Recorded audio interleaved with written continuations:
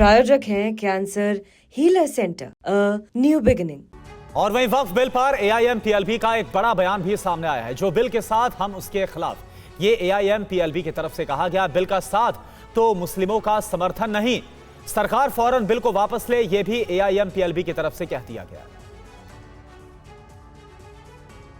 अब समझिए AIM-TLB के प्रोटेस्ट के पीछे का प्लान क्या है, क्योंकि बिल के खिलाफ मुस्लिम एकजुटता जिस तरीके से सामने आ रही है। आपको बता दें, पूरे देश में बिल विरोधी अभियान को लेकर खबर है। ऐलान किया गया आज पटना से देशव्यापी प्रदर्शन का।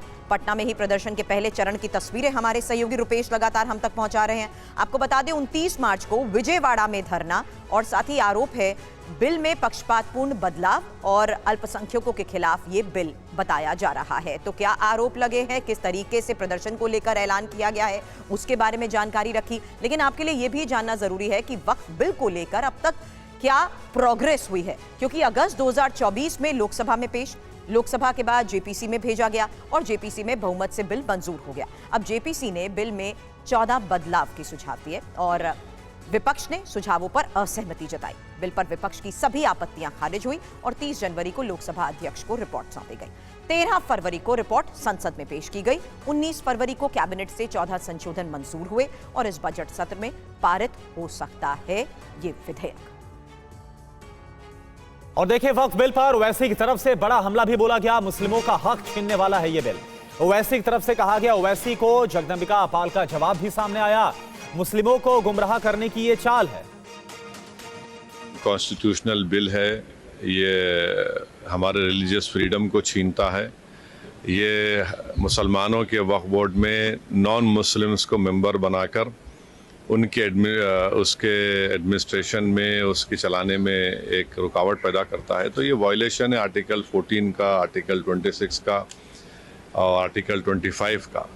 तो इसीलिए प्रोटेस्ट हो रहा है। जब किसी और धर्म के बोर्ड में उसी धर्म का आदमी मेंबर बन सकता है, तो इस मुस्लिम वक्फ बोर्ड में दूसरे धर्म का आदमी कैसा बनेगा? ये सरकार वक्त में अगर संशोधन कर रही है तो बेहतरी के लिए कर रही है, कोई धार्मिक आजादी नहीं छीनी जा रही है। तो ये कहना देश को गुमराह करना ओवैसी के द्वारा, और all India Muslim personal law board जिसको ज्वाइंट पार्लियामेंट्री कमेटी ने बुलाया और उसके बावजूद भी वो जंतर मंतर में प्रदर्शन किया। अभी हमने रिपोर्ट सबमिट किया है, उसके आधार पर सरकार प्रूव करके अमेंडेड बिल लाएगी। अगर वो अमेंडेड बिल आएगा सदन में, वो बेहतरी के लिए होगा। अगर उस समय लगता है उनको कि ये कोई इसमें है जिससे उनको नुकसान हो सकता है, तब इसका विरोध करें। इससे साफ है कि सोची समझी रणनीति के तहत देश के मुसलमानों और अल्पसंख्यकों को गुमराह करना चाहते हैं। और इस बीच बीजेपी नेता शाहनवाज हुसैन और पप्पू यादव की तरफ से क्या कहा गया, सुनिए। जो वक्फ का बिल आ रहा है वो पूरी तरह से संविधान की रोशनी में बनाया गया है।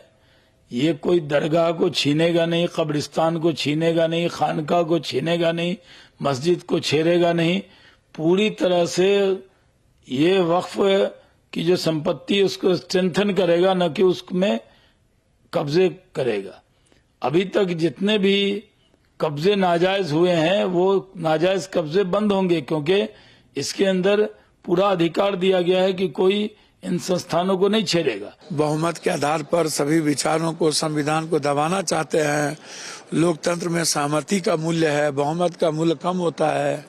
और जब व्यापक बात हो जिससे समाज और धर्म, जाति या वर्ग विचारों पर हमला हो, तो इसको सहमति के आईने से देखना चाहिए, बहुमत के आईने से नहीं देखना चाहिए। यदि आप सदन में दबाएंगे तो सड़कों पर लोग लड़ेंगे।